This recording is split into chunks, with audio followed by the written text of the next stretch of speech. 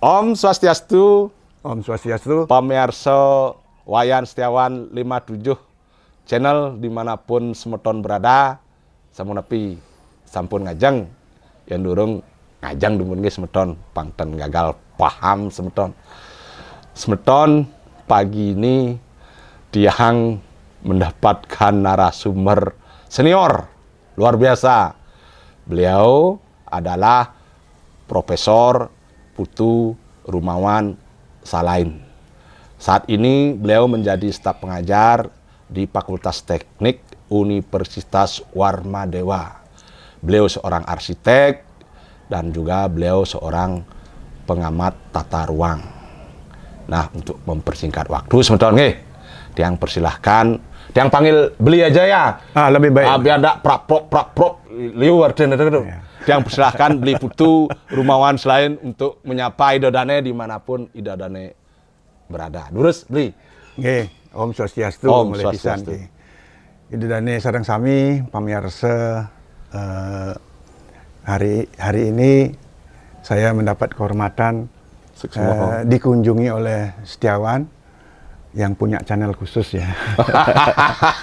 Ya ini model media masa kini, sehingga dengan demikian mudah-mudahan apa yang kita publik bagang mungkin wenten manfaatnya lah kita katakan, setidaknya untuk memahami perkembangan sejebak Bali kini maupun yang akan datang itu.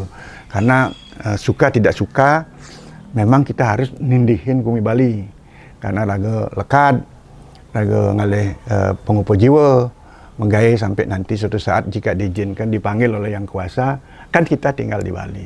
Jadi kita bangunlah Bali menjadi sebuah pulau seperti yang disebut oleh orang-orang asing, Pulau Seribu Pura, Pulau Dewa, Pulau Sorga, dan yang lain-lain. Kita bangun sorga-sorga kecil di Bali ini. Saya kira itu, Setiawan. Beli sebelum ngelantur beli nggih. Okay. Beli kan tadi di awal Tiang bilang beli profesor. Kan begitu. Kalau setahu Tiang profesor itu pasti berumur di atas 65 ya kalau sudah pensiun. Ya. Ya, sudah itu beli sudah pensiun dari, Tiang lupa sampaikan bahwa beliau pernah menjabat sebagai wakil rektor di Universitas Udayana, sudah pensiun sekarang staf pengajar di Fakultas Teknik Warmadewa. Nah, Tiang ingin tanyakan bukan soal itu, tapi Tiang ingin tanyakan, beli kok kelihatan lebih muda dari umur nih beli. Ya nasa-nasaan Tiang beli lebih kayak bidang daso nih beli. Ya sudah, iya. Ya, karena usia sekarang mau jalan 72.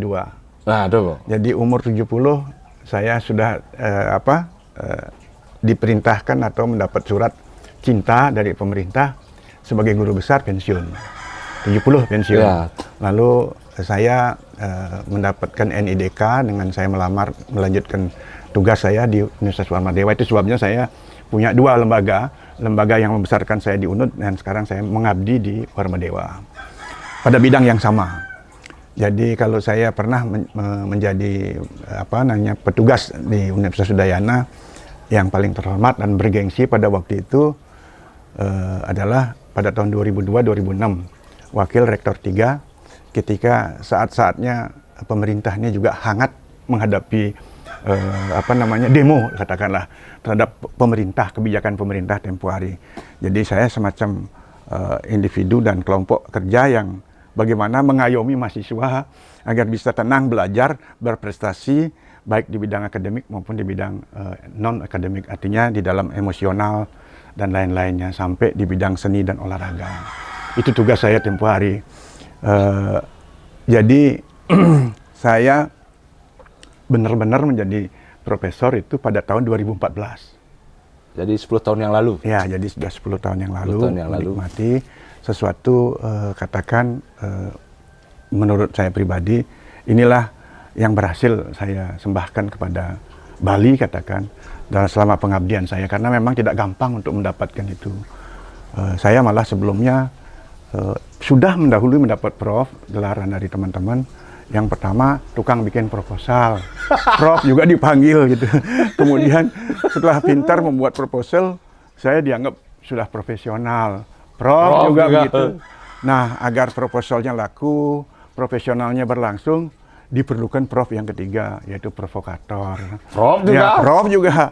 Nah, baru berlabuhlah di provokator di bidang akademik pada tahun 2002-2006. Ya, itu juknya. Mudah-mudahan teman-teman lain yang mengalami hal yang sama bisa mencermati lah. Beginilah. Jadi kunci awet mudanya sebenarnya karena ternyata Bli punya nilai, punya sense of humor yang tinggi juga nih. Iya. Salah satu jembatan kita berkomunikasi biasanya diawali dengan titik-titik. Bli, kayaknya Bli langsung karena Bli. Nah, jadi ya. kan nih mohon maaf dia, yang bicara apa adanya sehingga bisa didengar oleh pemirsa dimanapun semeton Bali Bli. Yang dari agak peturu Bali kan jag saling singo, saling sag, saling lah pemimpin jag tidong boyong, ora kene, ora gitu. Padahal kan ya sebenarnya tidak ada menurut saya pemimpin itu bercita-cita untuk membuat suatu yang dipimpinnya itu rusak Bli. Jadi kembali kepada bidang Bli soal tata ruang. Yang ingin agak menukik sedikit sebagai senior, advice Bli apa yang bisa Bli sampaikan kepada anak-anak muda, generasi-generasi set apa adanya jani itu, agar mereka kelak bisa mewarisi legasi yang Bli tinggalkan. Terus Bli. Orang menamai kita Pulau Bali ini, yang saya ajak mereka bangunlah surga-surga kecil di Bali yang nanti menjadi surga besar di dunia. Maaf, jadi orang akan mencari suatu tempat yang memang nyaman, aman, dan menjamin keberlangsungan hidupnya. Dan itu mohon maaf akan didapatkan di Bali. Karena sejujurnya kita lihat dalam beberapa dekade ini, beberapa wisatawan yang hadir tidak hanya cukup sekali datang ke Bali, dia berlanjut karena memang ada sesuatu yang dia lihat, ada sesuatu yang dia dirasakan, dan ada hal-hal lain yang memang perlu mereka pelajari. Maaf, setelah saya sekian puluh tahun berkecimpung di dunia akademik, Bali ini menyimpan ilmu pengetahuan yang luar biasa sebenarnya. Mengenai lingkungan, mengenai ekologi, mengenai ilmu sosial, semua sebenarnya ada. Karena apa? Karena sebenarnya manusia, alam, dan ciptaannya itu universal. Ya, jadi universal itu bahwa semua butuh makan, semua butuh udara, semua butuh minum.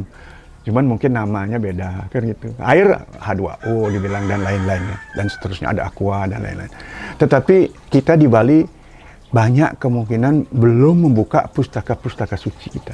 Nah, oleh karena itu saya berharap sebenarnya pada orang-orang suci, orang-orang yang memang bergerak di dunia menyimpan lontar-lontar itu mulai membuka katakan hal-hal pengetahuan yang sangat penting. Misalkan mohon maaf, salah satu yang sedang saya pernah baca tentang gong besi, tutur gong besi. Di tutur gong besi itu penamaan ide betara, simbol-simbol, di mana letak itu disebutkan dengan detail, dan itu setelah saya pelajari dengan seksama itu sebuah ekosistem kehidupan. Nah, inilah yang belum mungkin kita tingkatkan dan sosialisasikan dan perluas menjadi sebuah ajaran, karena selama ini kan kita lebih banyak meniru pengetahuan dari barat, lalu kita transformasikan ke dalam kehidupan kita, sehingga apa yang kita miliki ini agak tergeser, padahal kita miliki itu, punya semuanya itu. Nah, oleh karena itu saya berpikir misalkan ketika saya ditugaskan oleh DPR provinsi, saya sempat menjadi tim ahli di DPR khusus dalam tata ruang, dikirim ke Jakarta untuk berkonsultasi tentang tata ruang. Di kementerian justru dibilang mereka belajar dari Bali. Misalkan yang terkait dengan Bisamo, terkait dengan bagaimana memanfaatkan halaman-halaman atau karang luang, kemudian telajakan, nilai-nilai itu semua mereka adopsi sebenarnya itu. Tetapi mungkin tidak banyak yang tahu, dan maaf, sekarang ini banyak yang kepingin mengubah telajakan menjadi rupiah dia.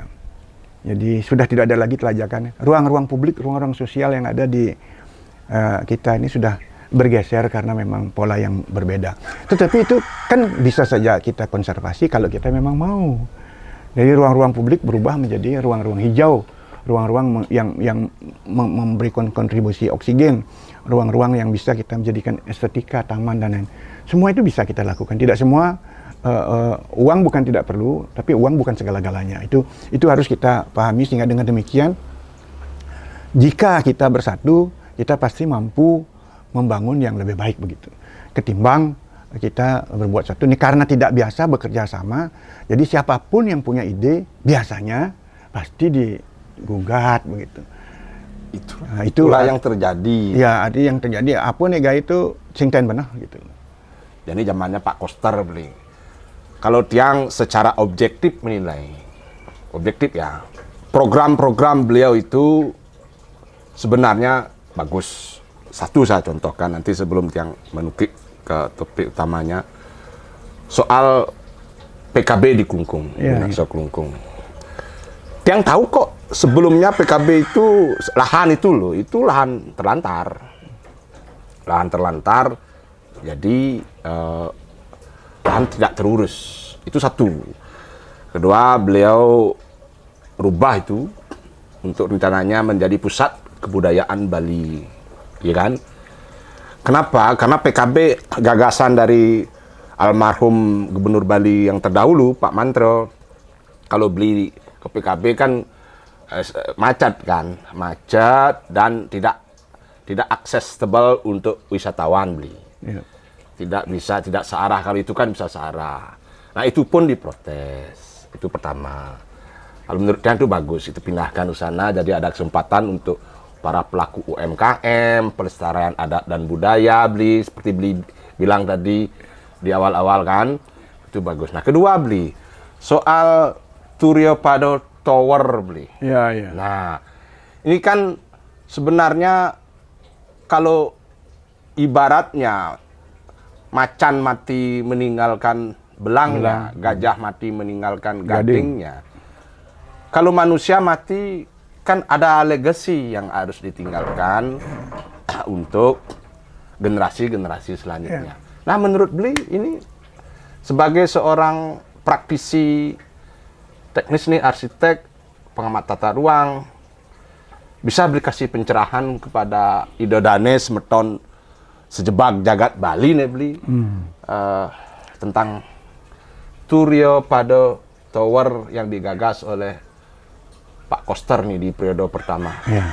Terus misalkan kita bicara PKB. Ya. PKB pada zamannya Pak Mantre, ya itu setuju orang pun tidak setuju, itu logik banget karena memang tujuannya itu adalah untuk mengkonservasi, melestarikan dan mengembangkan kebudayaan di Bali. Dan kalau saya tidak salah itu sebagian tanah adalah milik beliau walaupun itu diganti oleh pemerintah.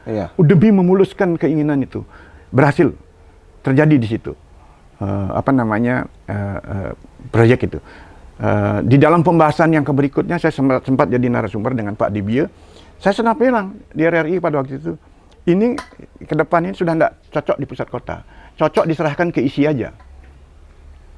Artinya dihibahkan ke ISI, penggunaannya di kolaborasi dengan ISI, apa dihibahkan apa enggak, apa kerjasama apa lainnya, karena ISI juga berkembang. Nyatanya sekarang udah dipakai. Nah, saya senang, berterima kasih kan, karena dengan demikian sekarang pun kalau tidak ada PKB, orang jarang mau memilih, kecuali kebelet itu istilahnya, masuk ke Jalan Nusa Indah karena macetnya tidak putus-putus di situ. Walaupun tidak ada PKB, tidak ada PKB pun juga terjadi itu. Nah, hal itu kemudian ketika Pak Koster melakukan itu, saya merasakan, karena sebelumnya tanah itu sudah beberapa kali dilirik oleh investor, termasuk mohon maaf investor dari Singapura dan lain-lain. Saya ketika berpraktik dengan teman-teman pernah diundang di Kuta untuk diajak membahas keinginan investor mengembangkan wilayah itu. Entah apa problemnya tempo hari, kalau harga tentu tidak masalah buat investor karena harga tanah pada waktu itu di situ kan tidak masalah. Kemungkinan adalah aspek legal yang tempo hari belum dan kesiapan tata ruang mendukung ke arah itu. Lalu ide berkembang karena kami di arsitek banyak mahasiswa menggunakan itu, ada marina, ada taman rekreasi dan segala macam. Rupanya Pak Koster tentu dengan DPR yang mayoritas kelompok mereka katakan berbicara untuk membuat ini. Lahirlah itu kemudian ke Kelungkung. Nah, perbuatan di Kelungkung ini menurut saya tidak ada salah dan tidak ada benar, karena sebuah karya ini memang yang ada hanya buruk dan baik gitu ya. Sangat tepat mestinya. Jadi pada intinya sebenarnya tujuan Pak Koster untuk membuat PKB itu baik loh, Bli. Iya, tidak saya bilang tidak ada salah. Iya, tidak ada baik, salah kan? dan benar. Jadi, ini dari segi tata ruang benar. Membawa kesibukan, kepadatan keluar. Sekarang yang perlu dipikirkan bagaimana cara untuk mencapai itu. Karena yang itu disampaikan tadi kan seperti Saindah ya, satu Bli. Ya. Walaupun tidak ada acara di Art Center, itu memang macet tiap hari. Kedua, Bli, yang saya tahu nih, Bli, kalau di Art Center itu ada kayak PKB itu. Itu kalau beli ke belakang itu bukan PKB, itu kayak pasar malam gitu loh. Ada pasar senggol yang kontras gitu loh, bukan satu kesatuan dengan lebih banyak orang ke sana itu untuk kayak pasar Kerenang pindah ke sana aja ke belakangnya. Jadi itu betul sekali itu. Jadi dengan kebijakan Pak Koster ya, sebagai dalam kapasitas beliau sebagai gubernur, tentu dengan yang seperti beliau sampaikan dengan legislatif yang mayoritas adalah PDI Perjuangan, tentu seharusnya masyarakat bisa berterima kasih kepada mendukung gitu loh. Artinya kan apa yang baik ya jangan setiap apa langkah yang dilakukan oleh pemimpin itu selalu salah, ini salah gitu.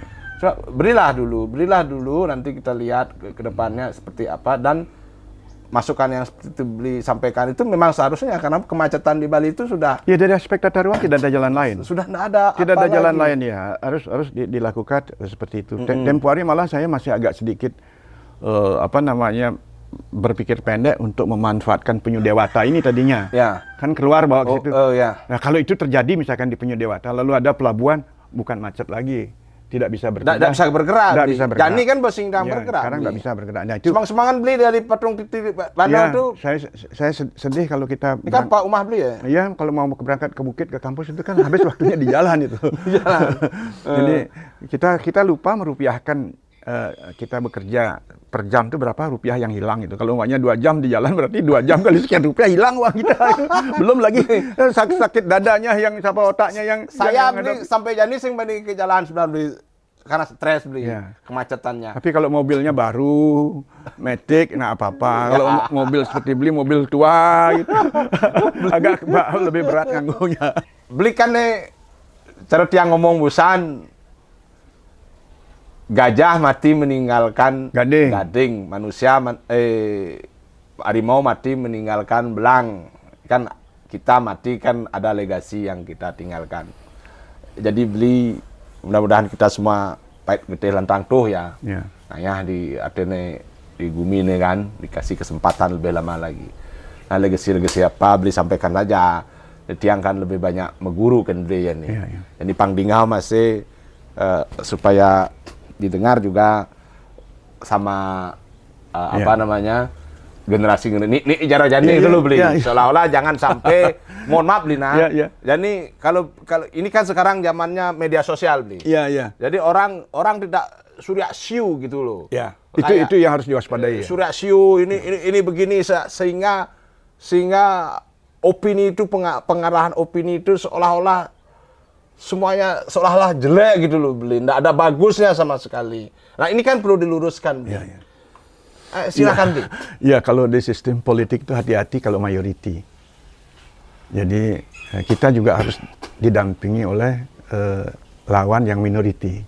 Dalam artian kalau berlangsung dengan baik, minoriti itu kita kadang-kadang bisa menjadi masukan yang kritis bagi mayoritas. Jadi dianggap bukan bermusuh, jadi bersanding. Inilah yang kita harapkan di pemerintahan ke depan ini, apapun warnanya, apapun pemilihannya, bersandinglah. Bukan konflik yang terjadi untuk saya lebih hebat atau saya lebih baik begitu. Bukan begitu. Jadi khususnya di Bali, mari kita bangun bersama bersanding gitu untuk melakukan, karena mohon maaf kalau memang mau memiliki kekuasaan ini dari artinya kita berpikir orang nomor satu di Bali, muna merebut dari orang nomor satu, barangan itu jadi calon, kok enggak ada yang berani? Berarti kan kita harus tahu bahwa seorang pejabat itu memiliki problematik yang khusus. Ada sesuatu yang mungkin membuat satu tenaga, pemikiran, dana, kreativitas, integritas, dan lain-lainnya dituntut oleh seorang pemimpin. Dan ketika seseorang menjadi pemimpin, mohon maaf, secenik-cenik pemimpin, kalau dari pengalaman saya, misalkan menjadi pengalaman jadi pemimpin cenik-cenik nih, berarti pasti saya ingin menularkan sesuatu. Apakah itu pembukuan yang baik? Apakah itu tidak ada korupsi?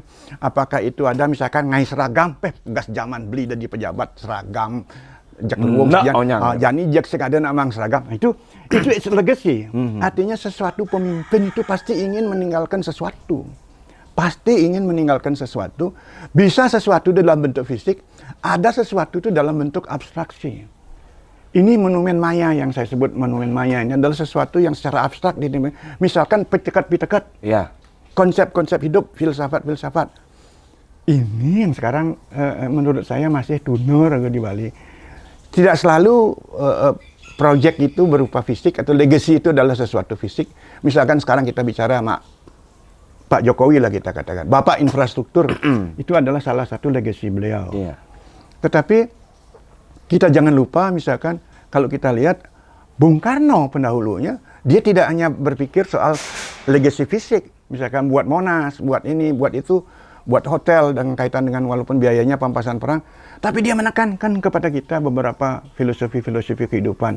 Ini yang penting menurut saya. Jadi bangsa ini besar karena juga sesuatu pesan yang sama imbangnya antara yang abstrak dan yang fisik. Inilah kelebihannya menurut saya di Bali, luar biasa. Sugera banget itu yang mensitir Ratu Pranda sampun lebar dan sampun dewata. Mohon maaf kalau saya salah.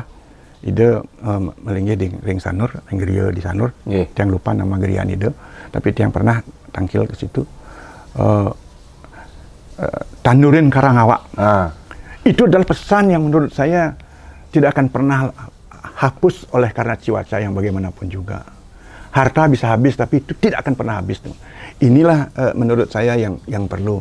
Jadi nanti kalau kita melihat bahwa sementara ini pada periode 5 tahun pertama kepemimpinan Pak Koster dengan Cok Aceh sudah selesai mengisi infrastruktur, mestinya siapapun yang menjadi gubernur yang kedua, mesti sudah bisa juga menambahkan pembangunan non-fisik ini. Untuk kualitas SDM Bali ditambahkan di situ.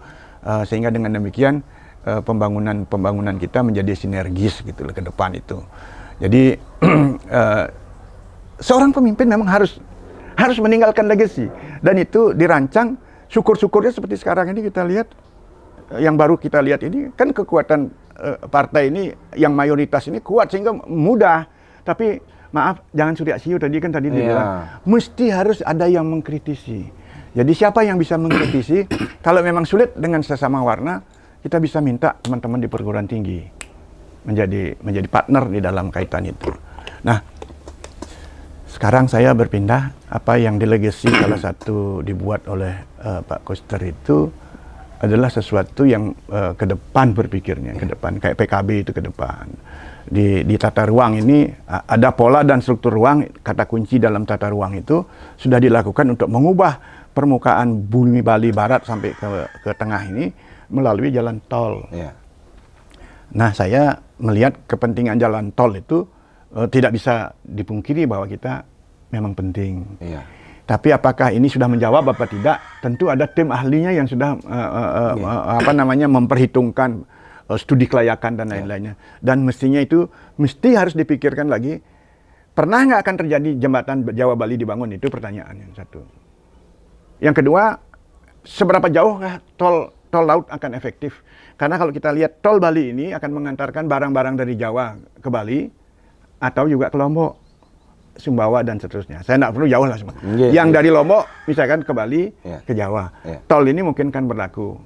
Nah, seberapa kuat dia membayar ini kan itu merupakan bagian daripada kepentingan pemerintah mengadakan jalan tol. Kalau nanti jawabannya tol laut, misalkan barang itu lebih murah dengan dari Surabaya ke Lombok dengan laut, berarti kita juga sudah mampu mengurangi jumlah bus berjalan di tol. Sehingga dengan demikian distribusi penggunaan kendaraan bisa lebih bebas, artinya lebih tidak padat begitu maksud saya. Sehingga ke Bali ini nantinya nyaman penggunaan itu. Jadi sayang ini kan masih belum final, ada titik lanjutan akan dilanjutkan. Silahkanlah itu pemerintah yang akan melanjutkan. Tapi dari segi ide tidak ada salah. Yang penting lagi dipikirkan sekarang mesti berpikir titik yang akhir itu harus disambung itu. Jadi gubernur siapapun yang nanti ke depan ini harus berpikir untuk menyambung dia sampai di Bali Timur. Kalau tidak berarti di titik terakhir itu akan ada kemacetan baru. Kemacetan baru inilah yang akan menjadi lagi problem-problem pembangunan Bali ke depan, dan dari segi aspek tata ruang itu sangat mempengaruhi perkembangan wilayah nantinya gitu. Nah, yang berikut infrastruktur yang sangat menurut saya menjadi sebuah ikonik itu bagi Bali adalah lompatan ke depan dengan memanfaatkan teknologi membuat sebuah menara.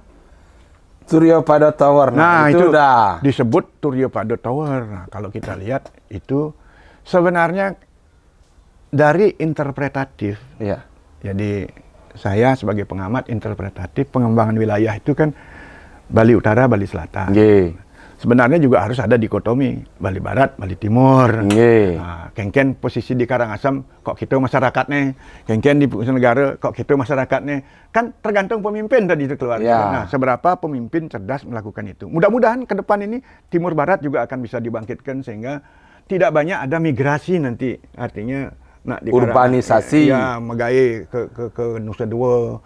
Walaupun sekarang perlu yang beli rumah karena jalan tol bisa bolak-balik, tapi yang punya uang mungkin dia beli rumah di sini membuat padat. Nah, begitu juga dari negara terlalu jauh, tapi mungkin bisa berhenti sampai di tanah lot dan seterusnya. Nah, ini perlu pengaturan secara makro dan holistik untuk pengembangan wilayah itu dari segi pariwisata, kemudian perdagangan dan lain-lainnya.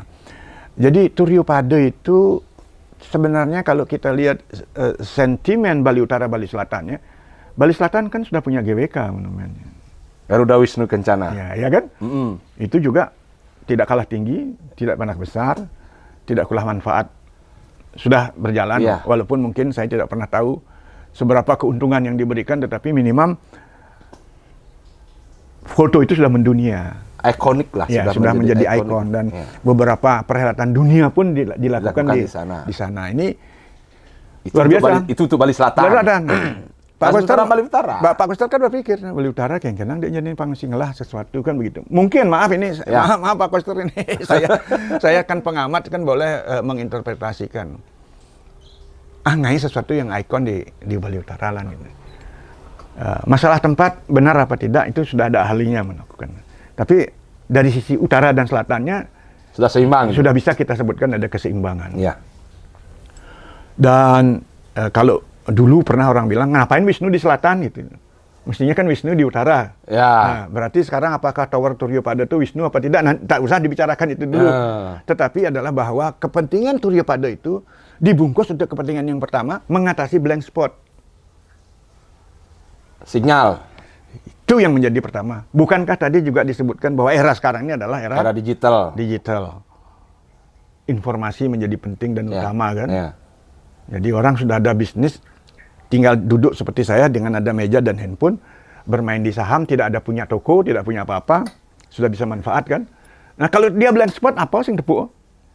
Ya, seperti kita kembali ke zaman bahula. Ya, jadi dia Singaraja udah dari dulu, walaupun secara mayoritas kita katakan tidak semua mengalami blank spot, karena maaf yang punya uang mungkin tempo hari beli parabola, itu bisa. Tapi kan investasi itu tidak ada pendampingan daripada pemerintah. Nah, ketika ini blank spot ini akan diatasi, saya dengar beritanya hampir 80% akan bisa di-cover. Jadi dari negara, katakan, negara Pakistan Utara, sampai Karangasem, Singaraja. Tapi itu baru 80%. Belum 100%. Nah, mudah-mudahan nanti dengan teknologi apa lagi, mungkin bisa menjadi 100%. Idealnya bahwa kepentingan tower itu yang ketinggiannya 115 meter kalau saya tidak salah, di atas ketinggian bukit yang 1.300 meter menjadi total jadi 1.600 tingginya, hampir setengah lebih dari Gunung Agung jadinya kalau kita lihat dari permukaan laut ketinggiannya. Menjadi sebuah ikon ke depan bersaing dengan Menara Eiffel, menara ya di Perancis, menara-menara yang ada di Australia, yang saya lihat pernah di mana tuh, di Sydney apa Melbourne itu yang restorannya juga berputar. Desainnya tentu agak khusus dan unik karena dikerjakan oleh putra-putra daerah, arsitek-arsitek lokal dari adik-adik teman-teman saya di Udayana. Kemudian itu juga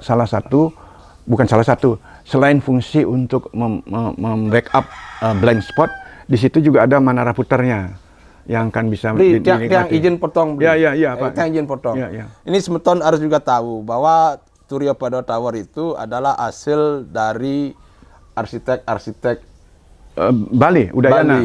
Dari Universitas Udayana, dari Universitas Udayana, dari orang-orang lokal kita. Jadi harus dijelaskan juga biar masyarakat paham bahwa itu adalah buah karya Nak Bali.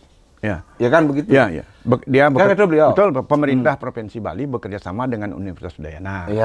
Universitas Udayana memanggillah teman-teman arsitek yang memiliki kecakapan di bidang itu sudah berlangsung dan seperti sekarang. Jadi di situ ada ahli strukturnya, ahli macam-macam.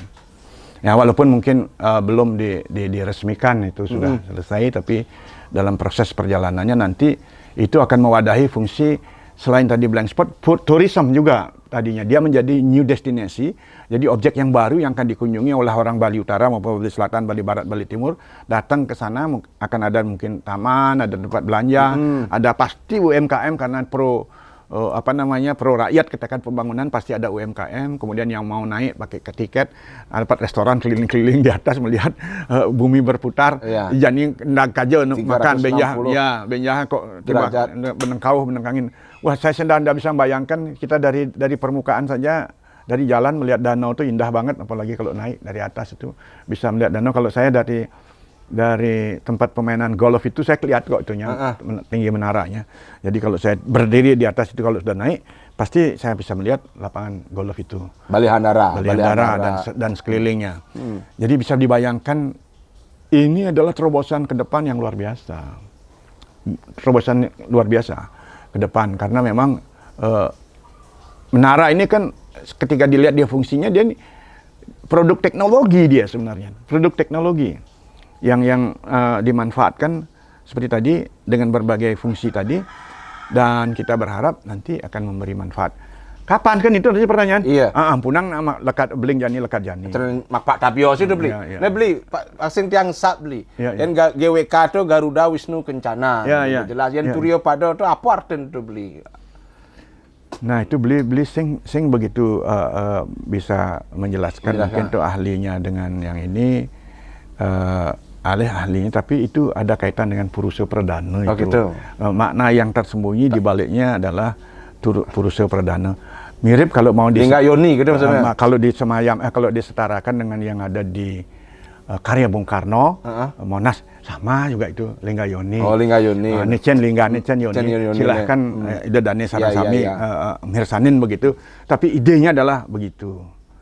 Nah, dan kalau itu betul nanti terjadi adalah simbolisasi transformasi Lingga Yoni, semestinya harus ada air di sekitarnya. Itu yang betul tuh dimaksud Surya Pada itu seperti itu. Beli nitip harus ada airnya.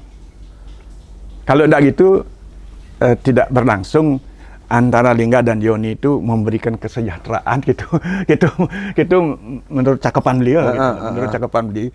Sugera yang wenten Iwang pasti wenten ahli di bidang itu. Gitu beliau. Gitu kira-kira. Yang nilai-nilai apa beliau artinya intinya bahwa ini Semeton Surya Pada Tower itu seperti yang beli Putu Rumawan tadi sampaikan bahwa itu satu legacy yang secara fisik sampai ada legacy yang bersifat abstraktif ya. Itu yang akan ditinggalkan untuk generasi selanjutnya sebagai new destination untuk penyeimbang antara Bali Selatan dan Bali Utara. Di samping ada program-program yang lain mungkin, dan terus soal di Bali Barat, di negara, dan di Bali Timur, mudah-mudahan ke depan juga ada. Ya. Tapi intinya bahwa kita sebagai masyarakat Bali harus mulai belajar cerdas dalam melihat, menilai sesuatu, jangan karena hanya kepentingan, perbedaan apalagi ditambah rasa sifat kita, rasa iri, rasa benci kepada sesama anak Bali, sehingga sesuatu yang seharusnya menjadi sebuah kebanggaan bagi kita justru kita ribut gitu loh beli. Ya. Ya kan gitu beli. Jadi sedikit kita tambahkan, sering pengakuan karya itu melampaui batas. Ya. Melampaui batas yang saya maksud ini melampaui batas jasanya. Iya. Misalkan berbicara art center, tentu orang pasti berpikir ide bagus, mantra, karena beliau penggagas. Tapi pernah nggak kita mengingat bahwa karya itu dibuat oleh almarhum Ide Bagus Tugur? Tidak banyak mungkin yang tahu. Nah, kalau di luar negeri, misalkan Menara Eiffel, itu bukan hanya tahun dan masa pemerintahan, tapi yang merancangnya dicatat. Nah, beli kembali ke soal Trio Pado itu lagi tadi.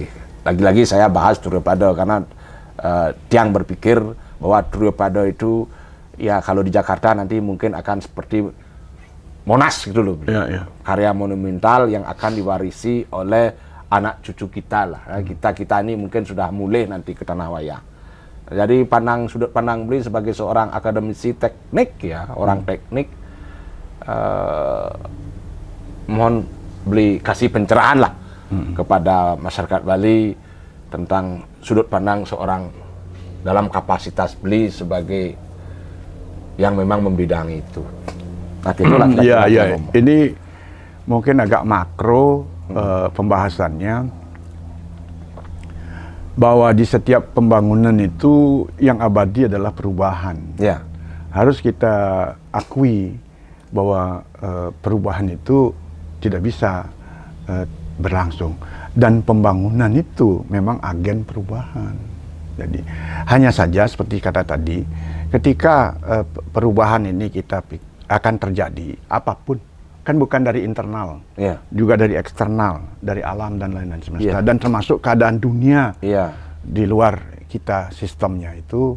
Misalkan terjadi perang, misalkan antara di Eropa, di Timur Tengah, keributan itu mau tidak mau pasti akan gelombangnya nyampe di tempat kita. Berdampak pada kita. Nah, syukurnya belakangan ini Indonesia sudah memiliki sistem yang buat menanggulangi hal-hal seperti itu, karena ada rasa kebersamaan, kita katakan. Pemerintah di pusat sangat solid melakukan kegiatan untuk menekan itu artinya memberi informasi ke tingkat bawah, contohnya ketika COVID ini. Jadi kalau kita sebut Indonesia, Bali berhasil menangani COVID. Jadi berhasil dengan baik lah kita katakan, dan masyarakat dilayani dengan cermat, cerdas, dan bebas biaya malah waktu itu. Berapa yang dibayarkan oleh pemerintah untuk itu? Kalaupun ada akses-akses di samping kelihatan itu, memang itu adalah buah dari pembangunan. Artinya mungkin bocor di sini, bocor di situ tuh buah dari pembangunan. Ada juga bunganya nanti, kan begitu ya. Nah, itu kita titipkan dulu di titik itu selesai. Jika saja Pak Kostur tidak mengalami COVID tempoh hari, kita lihat bahwa pembangunan infrastruktur yang dilakukan oleh beliau beserta pemerintah ini, kan kita harus lihat dari aspek ekonomi yang disebut dengan multiplier effects dan trickle down. Jadi multiplier effects itu akibat ada tanah terbayar di Kelungkung, berarti ada orang yang kaya baru, yang bawa uang, punya uang. Uang ini nanti mau diapain? Nah, ada investasi dan lain-lainnya. Nah, ini semestinya juga perlu disosialisasikan lebih awal agar tidak pemilik uang baru ini kalang kabut membelanjakan uangnya. Jadi kita khawatir dalam 5 tahun, 3 tahun, atau 2 tahun habis modal yang mereka miliki, yang semestinya harus dia bisa reinvestasikan ke dalam produk-produk baru untuk menunjang pembangunan. Dah ya dari titik itu udah bisa kita lihat bahwa ada multiplier effect nih nang lapis jadi kalau beli apa. Yang beli mobil dagang mobil, biar investasi membeli apa. Beli beras dagang beras, biar beli apa. Itu yang menurut saya akan terjadi efek seperti itu. Dan trickle down-nya itu yang akan sampai kepada masyarakat yang paling bawah. Nah, dari sisi itu artinya perekonomian meningkat semestinya, pembangunan itu. Jadi PDRB meningkat ya, paling tidak di wilayah terjadi proyek itu. Yang berikutnya adalah diperoleh oleh para pemborong, diperoleh oleh para buruh-buruh yang kerja. Begitu juga nanti GWK, begitu juga nanti Turiupade. Sehingga dengan demikian sebenarnya tidak harus terjadi kekosongan dana di pemerintah provinsi seperti yang kemarin berlangsung itu kalau mungkin dipakai penggunaan untuk yang lain-lain dulu untuk kepentingan pembangunan. Jadi ada prioritas-prioritas yang dilakukan. Dan ini manfaatnya nanti berkesinambungan ketika suatu saat misalkan tol berlangsung ada uang yang masuk, ya kan? Ya. Nanti dibelanjakan lagi. Memang harus begitu. Jadi kalau tidak nanti mohon maaf inflasi terjadi, dan ketika inflasi terjadi lah kita masyarakat repot. Kita tidak sadar, kita merasa nyaman tetapi cut off space gitu loh. Nah, biarlah nanti para ahli ekonomi yang membahas lebih dalam. Ya, saya melihat itulah tujuan salah satu daripada kepentingan pembangunan infrastruktur yang dilakukan oleh pemimpin-pemimpin kita sebelumnya, termasuk yang kelihatan agak sedikit besar dan banyak jumlahnya ketika Pak Koster ini dengan Pak Coace. Jadi dalam pengertian ini tidak boleh disebutkan ya beliau satu-satunya atau dua orang itu, tapi ini pemerintah Provinsi Bali tahun itu. Kalau dulu kita menyebut zaman Bung Karno, zaman Orde Lama, zaman Orde Baru, siapa pemimpinnya ya ada di situ dan lainnya. Tapi mari kita lihat juga bahwa penghargaan kita kepada orang-orang yang merancang itu. Jadi yang merancang di balik ini kan mesti harus diajak, diketahui latar belakang untuk mereka memilih prioritas proyek itu kok tidak yang lain. Kenapa tidak sekolah dibangun, kan ini pertanyaannya. Dan kita tahu bahwa Bali belum mengeksplorasi alam semesta untuk diketahui apa kandungan buminya ini, artinya yang terjadi. Karena mohon maaf, berkah tempat yang banyak gunung berapi juga sebenarnya banyak menyimpan sesuatu hal yang memang bisa mendapatkan uang. Contoh misalkan gas alam misalkan. Nah, sementara kan belum ada kesepakatan. Nah, ini belum ada kesepakatan untuk mengeksplorasi itu. Nah, bahan tambang apa lagi? Bahkan kalau kita mau sebenarnya tidak di alam Pulau Bali, tetapi ada di seberang lautan, di sebelah utara Singaraja, atau yang dekat lah katakan dengan Madura di sebelah selatan, yang di ya sekitar itu, dan ke depan yang dekat dengan di Madura kan ada yang mengambil juga itu eksplorasi laut minyak. Jika Bali mau melakukan itu mestinya kan duit ini. Tapi kan saya belum tahu apakah mereka bisa melakukan. Pak Koster tahu kok. Sempat waktu saya dalam diskusi dengan beliau bilang sudah ada orang yang melakukan. Tapi ketika ada ini kan tidak lanjut lagi yang lebih mendalam tentang penggunaan itu. Kalau itu didapat berarti kan kita dapat uang lain lagi untuk bisa mendanai pembangunan. Berikutnya lagi kan yang cemerlang dan kita anggap sukses ketika kita perjuangkan mengambil dana sekitar 150.000 per wisatawan yang datang, betul ya itu kan? Nah, berarti dana ini kan ada dana yang akan bisa membantu melestarikan pembangunan Bali, dikembangkan ke depan, apakah itu untuk kepentingan pelestarian dan lain-lain. Tapi yang jelas di situ ada kepentingan untuk membela budaya. Jadi mohon maaf, dari sisi perjalanan waktu dan kunjungan saya ke beberapa negara, kalau saya boleh bilang negara Inggris itu salah satu pendapatan terbesar, bahkan nomor satu pada beberapa tahun yang lalu itu adalah diperoleh dari kunjungan heritage. Jadi mereka yang datang ke Inggris, ke London dan sekitarnya itu sampai ke melihat Stonehenge di beberapa kawasan itu adalah jumlah terbanyak memberikan rupiah tujuannya. Jadi industri dikalahkan. Industri kalah di Inggris, padahal kita tahu industri di Inggris dia punya industri pertahanan, punya mobil, punya pesawat terbang dan lain-lain. Jumlah yang diperoleh dari pemasukan wisatawan itu didapatkan dari wisatawan heritage, di mana mereka mengunjungi objek-objek masa lalu, misalkan ke istana Buckingham. Ya, jadi benar dah length of stay menjadi penting. Ketika saya berjalan-jalan saja menyusuri Sungai Thames, udah habis 2-3 jam. Lihat lagi jam berikut pergantian penjaga dan lain-lain. Kemudian melihat Westminster dan lain-lainnya. Itu memberikan sebenarnya kalau kita pahami, saya ada modal, maaf, penonton modal. Karena apa? Pura Batur sampun kita warisi. Iya. Pura Besakih sudah kita miliki. Ya, yang sekarang sudah dibangun oleh eranya Pak Koster. Lalu ada lagi objek serangan, ada GWK, ada Lempuyang. Itu semua objek, ada puri-puri lagi, mohon maaf. Itu semua objek yang sudah ada yang tidak didanai. Sekarang kalau didanai dengan rehabilitasi, mengkonservasi dan yang lain-lainnya, kan lebih bisa berkembang lebih baik dan bisa lebih ikonik lagi ke depan. Sehingga investasi tidak besar daripada kita beli pabrik besar, misalkan ngai mobil listrik di Bali gitu, mamanya, wah beli pabrik yang sudah mahal, SDM-nya belum siap dan lain-lain. Nah ini didukung oleh adat dan budaya kita. Well done, Bali is the first, dan itu akan menjadi, kalau terbukti kita kan boleh dibilang memiliki EPM, memiliki indeks kebahagiaan dan lain-lain. Bali nggak pernah surut kok di nasional. Artinya dengan demikian, mari seperti tadi, kuangin kontraksi internal itu di antara kita untuk mencari saya lebih baik itu kurangi. Coba kita bersatu, namanya kooperasi itu kita bersatu. Nah, ke depan saya berpikir konsepnya, mohon maaf ini siapapun nanti yang memegang kekuasaan di Bali ini, bagaimana kalau PKB itu kita jual kepada masyarakat Bali.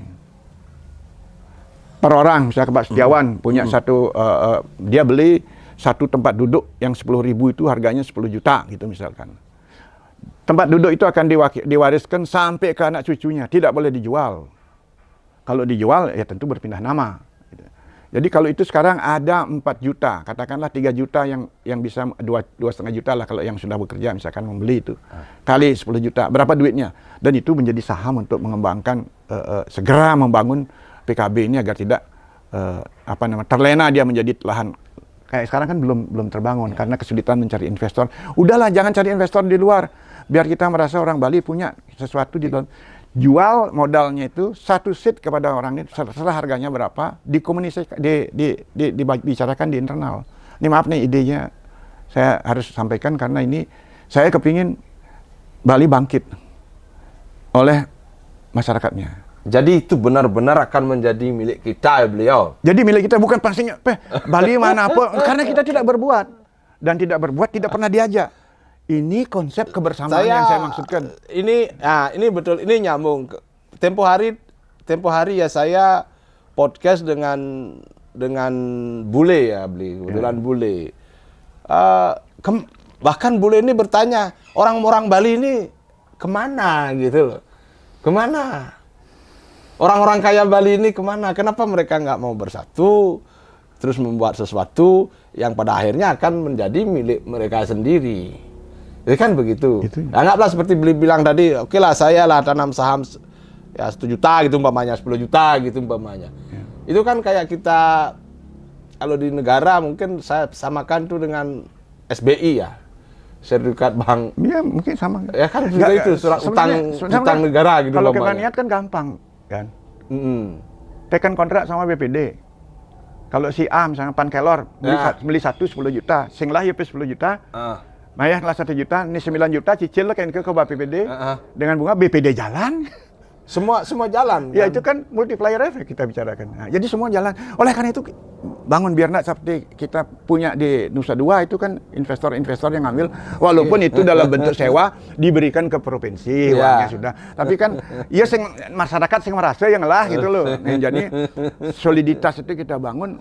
Nih Firang semeton nih dari senior kita beli Putu Rumawan nih agar semeton mindsetnya itu dirubah ya dari SMS senang melihat orang susah melihat orang senang itu dirubah beli ya kan begitu. Senang sama-sama senang. Ya kita sekarang mulai berpikir dari frame berpikir mindset berpikir kita rubahlah.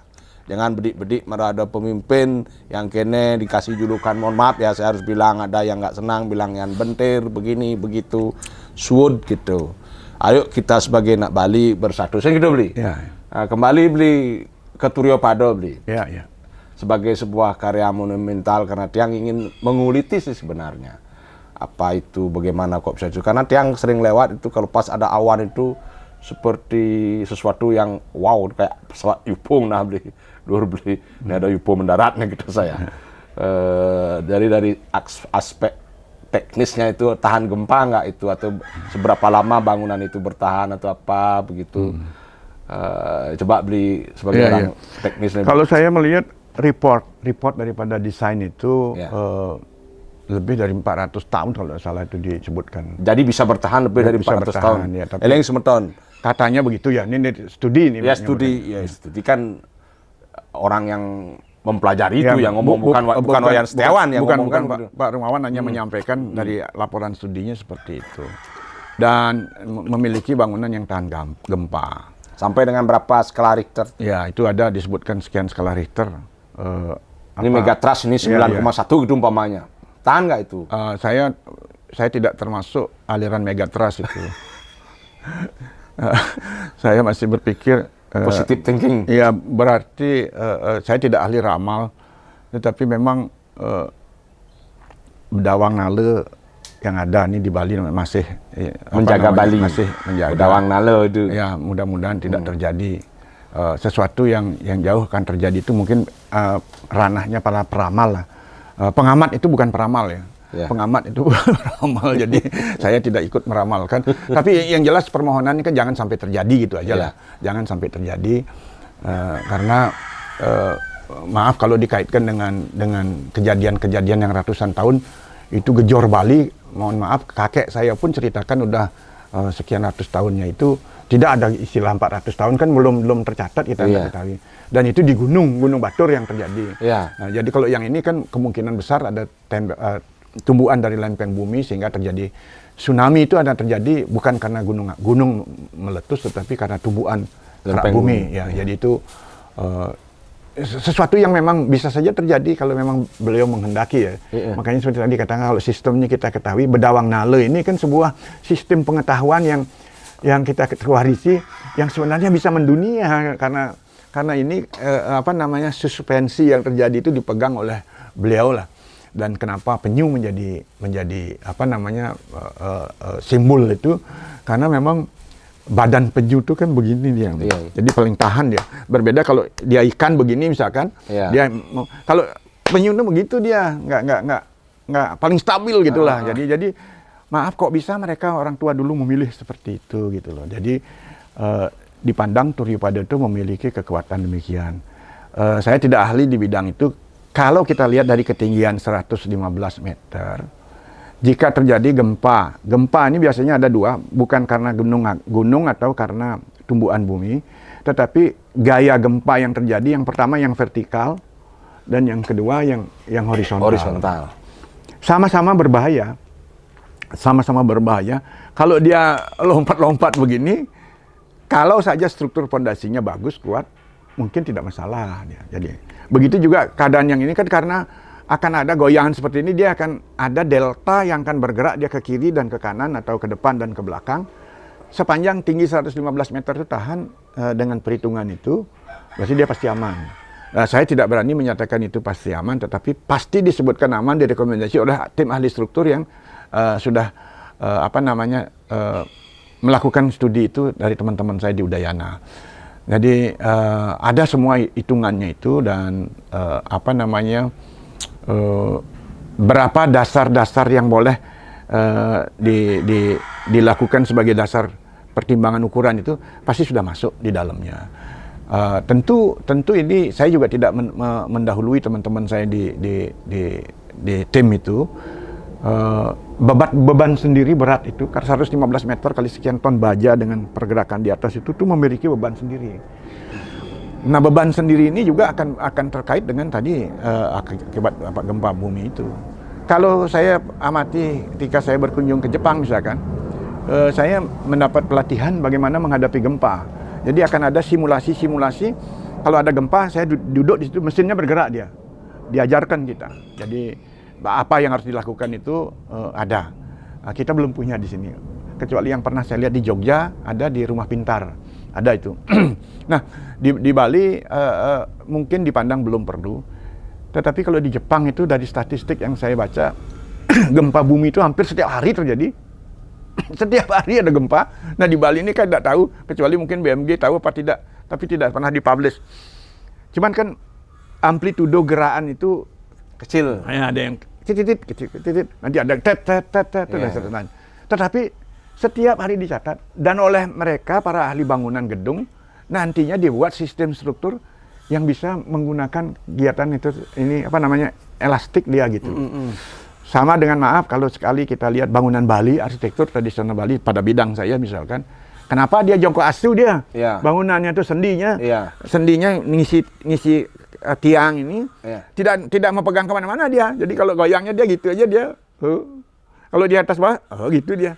Ikut dia itu tidak dapat. Nah, sistem itu mestinya antara mana engsel jepit itu dilakukan apa tidak. Saya mohon maaf tidak tahu. Saya tidak mendiskusikan kekuatan struktur. Saya sangat yakin kepada profesional teman-teman saya di situ. Tapi saja bahwa sebenarnya Turiopada bisa menjadi bagian daripada edukasi.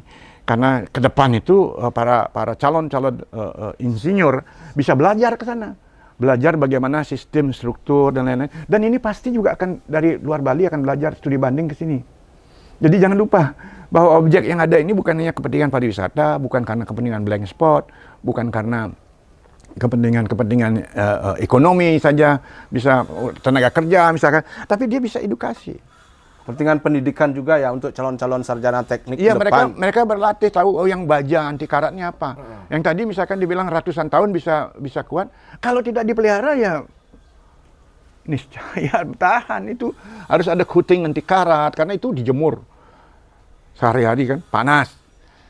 Panas itu memuai bajanya. Dingin malamnya, lagi mengkerut ya. Dan itu terjadi terus-menerus. Kalau itu lama-lama mungkin sistem baut itu akan, kalau ada itu bisa ada kemakan gitu. Nah, ini kan perlu harus ada perawatan. Sama dengan saya singgung sedikit, sudah banyak jembatan-jembatan di Bali yang mungkin belum dipublish umurnya dan teknis perawatannya. Karena begitu dilewati saja kita tidak pernah tahu kekuatan jembatan ini mendatang. Sampai berapa tahun masih dia layak dibebani. Apalagi sepertinya sekarang tidak ada peraturan yang mensahkan boleh nggak truk 8 atau 10 ban itu lewat 4, 6, terus 10 bannya lewat di dalam baknya panjang. Itu jadi pertanyaan. Bukan hanya jembatan, jalan juga dirusak dan bahkan mohon maaf sedang itu daerahnya itu dilewati sering bus itu yang gede-gede itu lewat. Tidak ada yang ngeruang. Mohon maaf ini.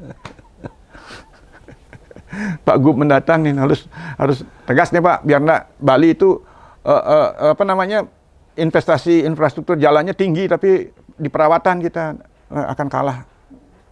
Beli, tiang Nakman ngomong masih dengan Pak Winasho beli ya. Nah, karena kebetulan sekarang paket yang diusung di negara adalah paket Bang Ipat, ya, Kemang Hartawan dan Patriano Krishna. Jadi kalau jalan tol yang digagas oleh Pak Koster itu bisa terrealisasi, di negara itu truk-truk yang seperti beli sebut itu tidak akan lewat ke timur. Nanti di sana akan ada semacam komplek pergudangan beli. Kayaklah kawasan pergudangan, kawasan industri lah. Ya kayak di Pulau Gadung itu kawasan industri Pulau Gadung itu umpamanya. Karena di sana tanah lahan masih memungkinkan. Jadi di sana gudang-gudangnya di sana, nah tentu itu nanti terkait dengan regulasinya antar kabupaten. Jangan sampai di negara dibuatkan itu, dan pasar juga buat undang-undang itu kan mubazir juga. Seperti itu. Jadi mudah-mudahan pemimpin ke depan siapapun terpilih ya, jadi melanjutkan itu, dan apa yang sudah kita bicarakan dari tadi ini, Turiopado, PKB, jalan tol, itu masyarakat harus memahami bahwa semua yang dilakukan, kebijakan yang dilakukan Pemprov Bali pada masa kepemimpinan Gubernur Koster periode pertama, mudah-mudahan bisa dilanjutkan siapapun terpilih di periode selanjutnya setelah Pak Koster. Dan mudah-mudahan Pak Koster yang terpilih kembali, sehingga itu bisa berkesinambungan dan bermanfaat bagi masyarakat banyak. Jadi tiang pribadi sebagai masyarakat Bali mengharap semeton-semeton semua, marilah seperti sekarang ini yang membicarakan tentang hal arsitek, teknis, itu pada orang yang tepat. Jangan sampai orang yang nggak tahu apa-apa, seperti akun-akun anonim yang banyak beredar di medsos. Kan ada itu akun-akun anonim. Ya, entah siapa di baliknya, ngomongnya seolah-olah mengetahui segalanya. Padahal background-nya nggak ada. Ya kan begitu. Jadi semeton, untuk kali ini yang sampaikan sekali lagi, yang sampaikan kepada semeton semua, bahwa yang bicara haruslah orang yang tepat. Tenggedan beli. Ya. Jadi the right man, the right speaker ya gitu lah. Harus ngomongnya benar, the right. Kalau dalam jabatan itu the right man on the right position. Ya. Jangan sampai kita dengan gampangnya kita termakan narasi-narasi yang tidak membangun, yang tidak mendidik, hanya karena dasar kita terhasut gitu loh. Hanya karena dasar kita terhasut. Ada tambahan lagi beli sebagai closing statement beli, karena yang sudah punya waktu beli banyak nih. Ya, jadi saya hanya pesan-pesannya kepada pesan saya ini kan kepada masyarakat Bali, kepada calon pemimpin, karena sekarang bulan politik beli, bulan panas nih. Itu yang saya mau bilang tadi. Tadi yang silakan, saya mau bilang itu. Jadi matur suk semua niki semeton sami, harapan saya tadi kan agar kita nyaman, aman, nikmat, sejahtera, gemah ripah loh jinawi lah, khususnya bagi generasi penerus yang akan melanjutkan pembangunan di Bali dan yang menikmati pembangunan di Bali, khususnya bagi warga-warga kita semuanya. Kita memang kadang-kadang enggan berpolitik, padahal politik itu sebenarnya bagus sebenarnya kalau kita mampu menjalankan dengan baik, karena itu dikaitkan dengan kita belajar atau berbicara di politik yang benar, itu akan mampu mengantarkan dan mensejahterakan masyarakatnya. Itu sebenarnya tujuan yang saya tahu gitu. Tetapi jangan hendaknya di tahun politik ini dijadikan, dimanfaatkan, semuanya dibawa ke hal-hal yang berbau politik.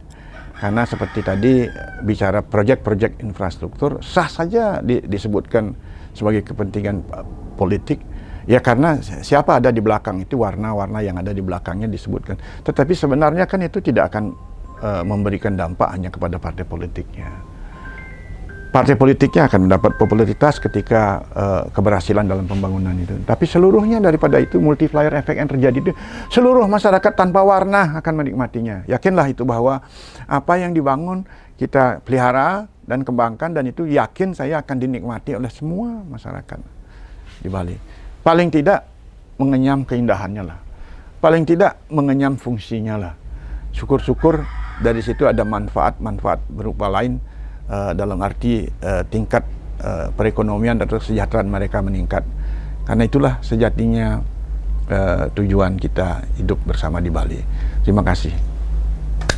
Om Santi Santi Santi Om. Semeton pamirsa Wayan Setiawan channel 57 dimanapun semeton berada. Demikian tadi obrolan kita dengan Beli Putu Rumawan Salain tentang pembangunan-pembangunan yang ada di Bali, dan semoga apa yang sudah dan sedang dilakukan bermanfaat bagi generasi selanjutnya. Dan yang titip juga kepada siapapun idadane, para calon-calon pemilih, para calon-calon pemimpin, bijak-bijaklah dalam memilih dan bijak-bijaklah dalam memimpin. Inggih semeton sareng sami sane durung ngajang dumun pangtan gagal paham sinap ditiang untuk pramosanti. Om Santi Santi Santi Om. Rahayu. Kang Yang,